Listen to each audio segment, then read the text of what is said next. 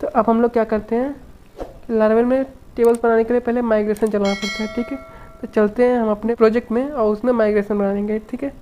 तो मैंने आप लोगों के लिए क्या किया है, पहले से ही एक प्रोजेक्ट पहले से ही लारावेल का इंस्टॉल करके रखा हुआ है कि ताकि ज़्यादा टाइम ना लगे और आप लोग को ज़्यादा वेट ना करना पड़े, ठीक है। हमारे पास ये क्या कहते हैं, डेटाबेस का जो प्लानिंग है वो पूरा हो चुका है, ठीक है। तो अब हमें ज़्यादा प्रॉब्लम नहीं होगी माइग्रेशन क्रिएट करने में।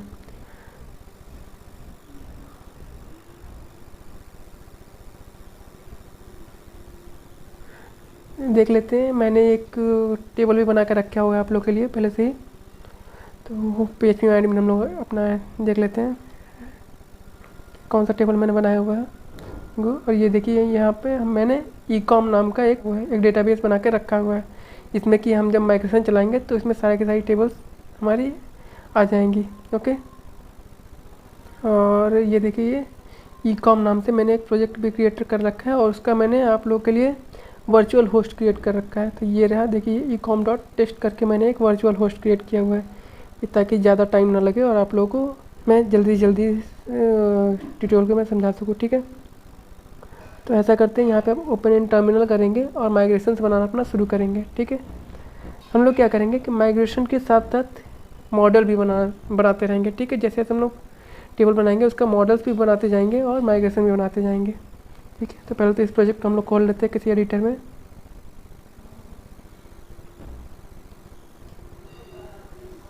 पहला जो टेबल था हमारे पास यूजर नाम का टेबल था, ठीक है। अब हम लोग देख लेते हैं कि माइग्रेशंस कहाँ पे बन के आते हैं इसमें, ठीक है।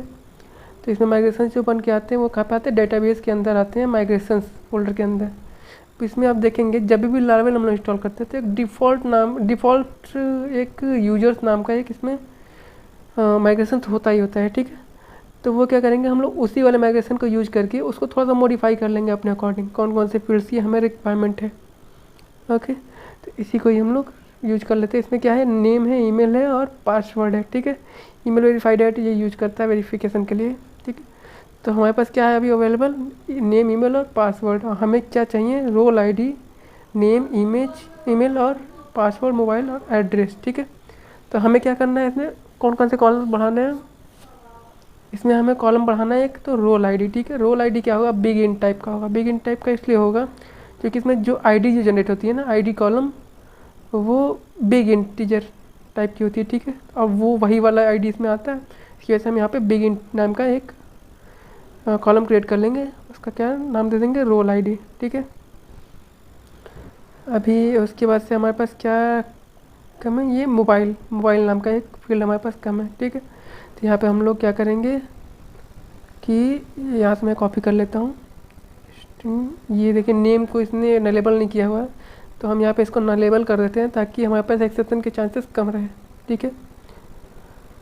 तो यहाँ पे मैं आप ऐड कर लेता हूँ मोबाइल नाम का एक कॉलम, ठीक है। तो यहाँ पे अब मैं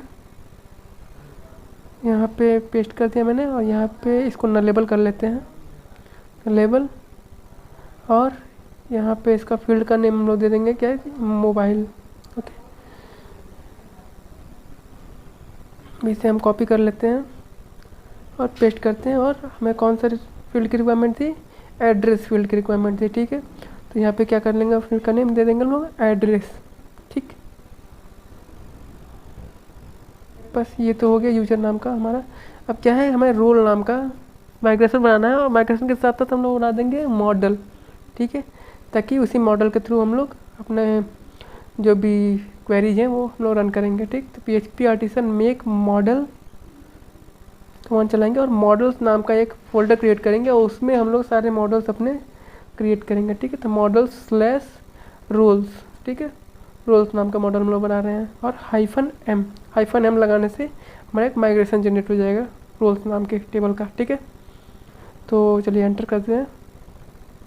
अब देख लेते हैं कि हमारे पास मॉडल कहाँ पे आया। इसको रिफ्रेश किया ऐप के अंदर, ये देखिए ये मॉडल्स नाम का एक फ़ोल्डर है आ गया है और यहाँ पे रोल्स नाम का एक मॉडल हमारा जनरेट हो गया। माइग्रेशन में देख लेते हैं, माइग्रेशन में देखिए एक रोल्स नाम का माइग्रेशन यहाँ पे क्रिएट हो गया, ठीक है। अब इसमें क्या है कि अपने फील्ड्स को हम डिफाइन कर लेते हैं। तो यहाँ से हम कॉपी कर लेते हैं स्ट्रिंग नाम का एक फील्ड और यहाँ पे हम पेस्ट कर लेते हैं। ठीक है, देख लेते हैं कौन कौन से फील्ड की रिक्वायरमेंट है। नेम, तो नेम हमने डिफाइन कर ही दिया। एक क्या रिक्वायरमेंट है, इसको कॉपी करके पेस्ट कर लेते हैं। एक हमें रिक्वायरमेंट है दूसरे फील्ड की डिस्क्रिप्शन नाम की। ठीक है, तो यहाँ पे डिस्क्रिप्शन उनका एक वो बना लेते हैं, फील्ड बना लेते हैं। ठीक है, तो ये हमारा माइग्रेशन भी कंप्लीट हो गया। ओके, अब क्या करते हैं, कैटेगरी नाम का मॉडल बना लेते हैं जल्दी से। तो ये रोल्स को हमने चेंज करके यहाँ पे कैटेगरीज लिख दिया। ओके, इसमें क्या रिक्वायरमेंट, नेम, पेरेंट आईडी और ये। ठीक है, तो इसको रिफ्रेश करते हैं हम लोग। यहाँ पे देखिए कैटेगरी नाम का ये आ गया और यहाँ पे देख लेते हैं हम लोग मॉडल बना के नहीं है। ठीक है, मॉडल्स के अंदर कैटेगरी नाम का मॉडल बन के आ गया है। ओके, अब यहाँ पे कैटेगरीज वाला हम लोग माइग्रेशन खोलते हैं, यहाँ से हम लोग कॉपी करते हैं इसको और यहाँ पे हम लोग बीच में पेस्ट कर देते हैं। और हमें कौन कौन सी फील्ड की रिक्वायरमेंट थी, नेम की, तो नेम ऑलरेडी है यहाँ पे। और दूसरा हमें रिक्वायरमेंट थी स्लग की। ठीक है, तो यहाँ पे स्लग भी मैंने क्रिएट कर दिया। और क्या रिक्वायरमेंट है, पेरेंट आईडी। ठीक है, पेरेंट आईडी बिग इंट का टाइप कर लेंगे क्योंकि वो जो आईडी हमारा क्रिएट होता है वो क्या बिग इंट टाइप का क्रिएट होता है। तो यहाँ पे पेरेंट आईडी कर लेंगे। अब क्या होगा कि इसको नलेबल कर लेते हैं। ठीक है, नलेबल क्यों करेंगे, क्योंकि हमारा अगर मान लीजिए कि चाइल्ड कैटेगरी है, ठीक है, तो उसका तो पेरेंट आईडी होगा लेकिन पेरेंट कैटेगरी का पेरेंट आईडी नहीं होगा, उसका नल होगा। इसलिए नलेबल इसको कर लेते हैं। ओके, अब नेक्स्ट हम लोग क्रिएट कर लेते हैं क्या, स्लाइडर्स नाम का मॉडल। स्लाइडर्स,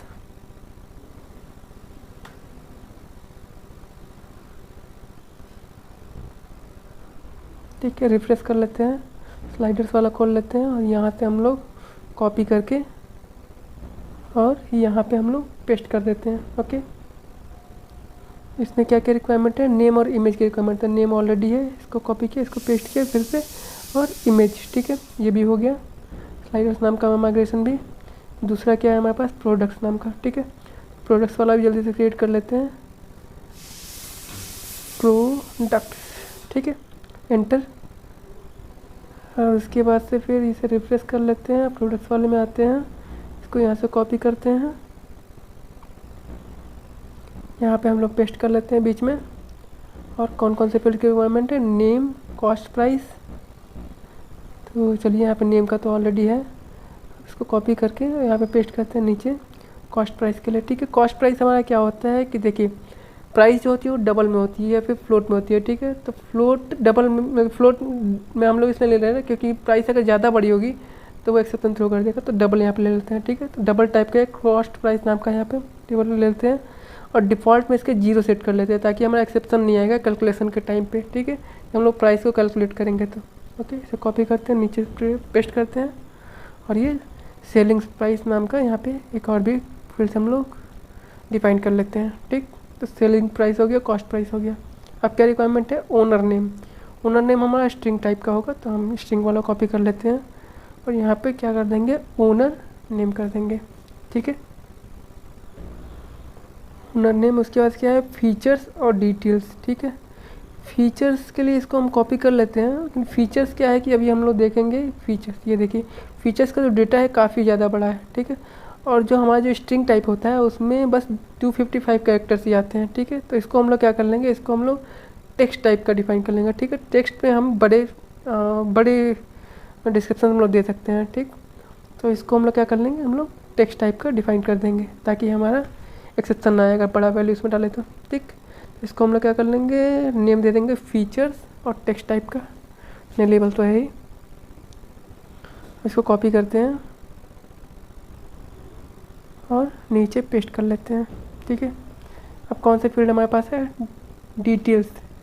डिटेल्स ठीक है, यहाँ पे ये देखिए तो इतना छोटा था लेकिन डिटेल्स जो है ना ये काफ़ी बड़ा है। ठीक है, उससे ही बड़ा है। क्या है, टेक्स्ट नाम की, उसमें टेक्स्ट टाइप का उसमें नहीं होगा तो इसे मतलब काम नहीं चलेगा टेक्स्ट नाम के फील्ड से, तो हम लॉन्ग टेक्स्ट यहाँ पे डिफाइन कर लेते हैं। और इसको डिटेल्स अच्छा नहीं लगा तो इसको हम लोग डिस्क्रिप्शन लिख देते हैं। ठीक है, और अपने डॉक्यूमेंट में भी चल के यहाँ पे तो इसको डिस्क्रिप्शन ही कर देते हैं, डिस्क्रिप्शन। ओके, अब हमारा प्रोडक्ट्स वाला भी मॉडल बन गया है माइग्रेशन। अब हम लोग क्या करेंगे, नेक्स्ट वाले माइग्रेशन पे चलेंगे, ठीक है। तो नेक्स्ट वाला क्या है हमारे पास, प्रोडक्ट इमेजेस। तो जल्दी जल्दी क्रिएट कर लेते हैं प्रोडक्ट और इमेजेस, ठीक है। एंटर करते हैं, रिफ्रेश करते हैं और प्रोडक्ट इमेजेस में आ जाते हैं। अब यहाँ पे हमें कौन कौन सी फील्ड्स की रिक्वायरमेंट थी, तो हमें क्या है कि यहाँ से कॉपी कर लेते हैं पहले तो। और यहाँ पे कौन सी रिक्वायरमेंट है, प्रोडक्ट आईडी और इमेज की, ठीक है। इसे क्या करते हैं, इमेज देते हैं नेम, और प्रोडक्ट आईडी जो है बिग इंटीजर टाइप का होगा, तो बिग इंटीजर वाला हम लोग कॉपी कर लेते हैं, ये रहा, ठीक है। इसको हम लोग कॉपी कर लेते हैं और यहाँ पे हम लोग पेस्ट कर लेते हैं, ठीक है। और इसको हम लोग क्या नेम दे देंगे, प्रोडक्ट आईडी, ठीक है, प्रोडक्ट आईडी, ठीक है। ये भी हो गया। अब नेक्स्ट वाला जो हमारा टेबल है उसका हम लोग मॉडल और माइग्रेशन बना लेते हैं, ठीक है। नेक्स्ट क्या है, कार्ट। चलो इसको भी कर लेते हैं, यहाँ पे कार्ट, ठीक है। एंटर,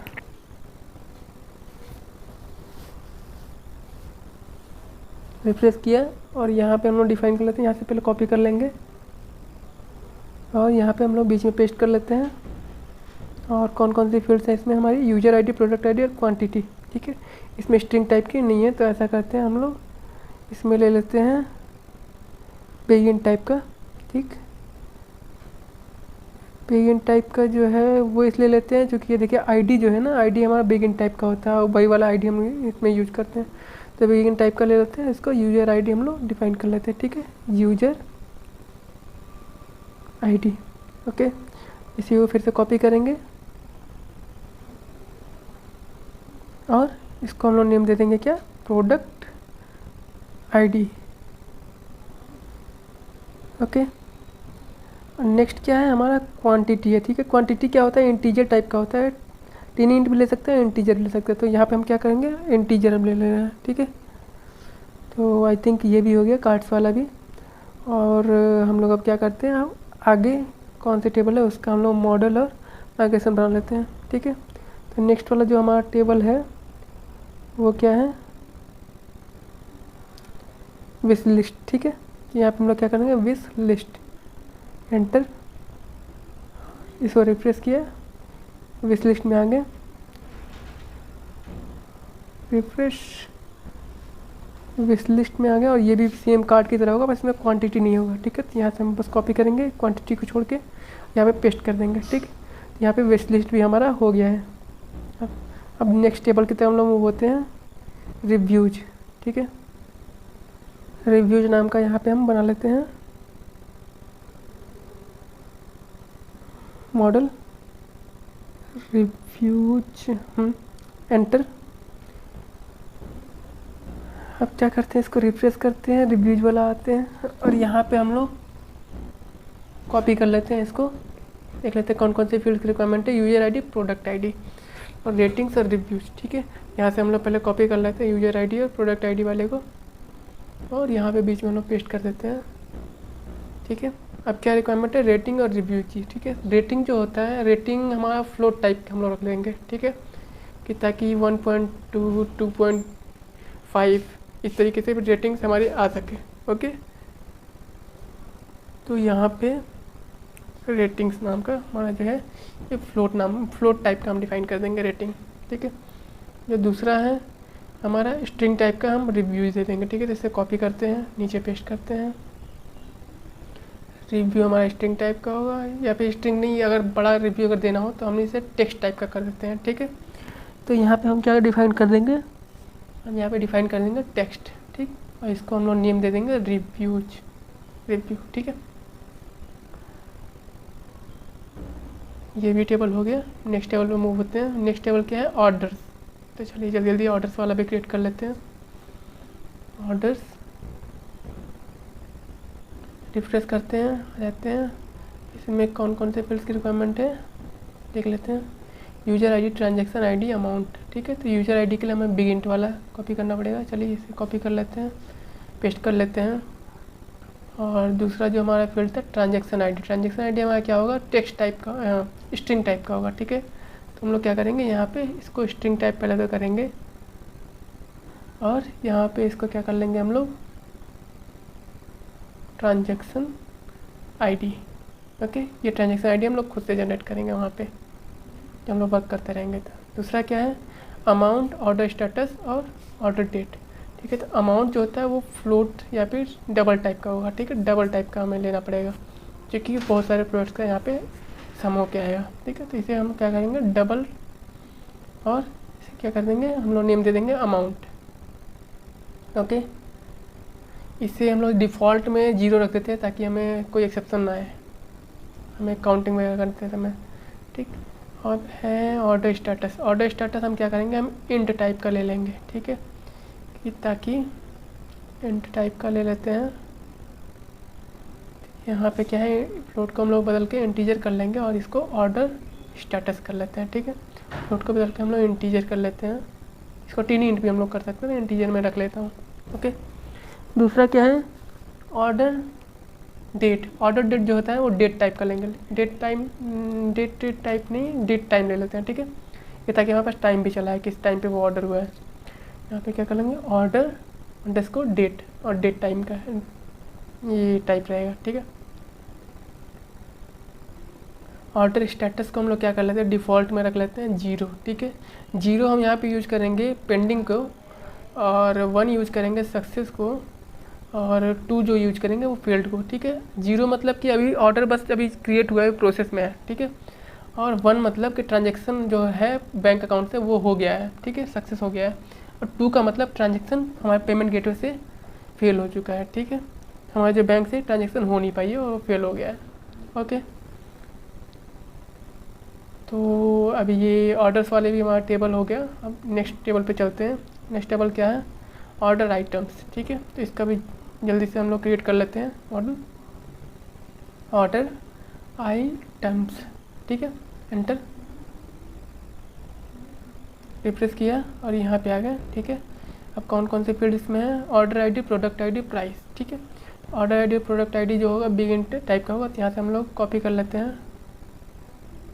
ठीक है, यहाँ पे ऑर्डर आईडी दे देते हैं, ऑर्डर आईडी, और यहाँ पे प्रोडक्ट आईडी तो है ही। ठीक है, अब क्या है, प्राइस और टाइप। प्राइस क्या है, प्राइस हम डबल टाइप का ले लेंगे। ठीक है, तो डबल वाला हम लोग ऐसा करते हैं, कॉपी कर लेते हैं। तो डबल वाला यहाँ से हमने कॉपी किया और यहाँ पे हमने पेस्ट कर दिया, और इसको क्या नाम दे दिया, प्राइस। ओके, डिफ़ॉल्ट 0 है।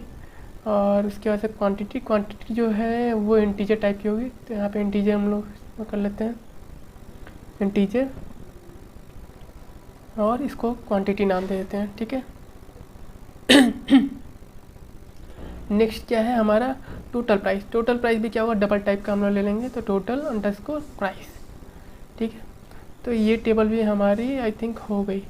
ठीक, और कोई तो टेबल हमारी बची नहीं, तो ठीक है। इस वीडियो में मैंने आपको क्या बताया कि किसी भी प्रोजेक्ट को शुरू करने से पहले क्या क्या चीज़ें करनी होती है। ठीक है, तो पहले क्या होता है कि प्रोजेक्ट का प्लानिंग करना होता है कि हमारे पास क्या किन किन चीज़ों की रिक्वायरमेंट है। ठीक है, और उन रिक्वायरमेंट के अकॉर्डिंग हमें कौन कौन से टेबल्स की रिक्वायरमेंट होगी। ठीक है, उस टेबल्स में कौन कौन से फील्ड्स बनेंगे, और उसके बाद तब जाके उसे माइग्रेट करके और तब जाके हमारे प्रोजेक्ट को अपना हम लोग आगे बढ़ाते हैं। ठीक है, तो इसमें हम लोग प्रोजेक्ट मैनेजमेंट हम लोगों ने थोड़ा बहुत सीख लिया, और किस तरीके से डेटाबेस तैयार किया जाता है प्रोजेक्ट से पहले वो भी हमने सीख लिया। ठीक, तो होप ये वाली वीडियो आपको काफ़ी अच्छी लगी होगी। अगर आपको इस वीडियो से थोड़ा भी नॉलेज मिला हो तो प्लीज़ इस वीडियो को लाइक करें, कमेंट करें, सब्सक्राइब करें और अपने दोस्तों के साथ शेयर करें। Thank you.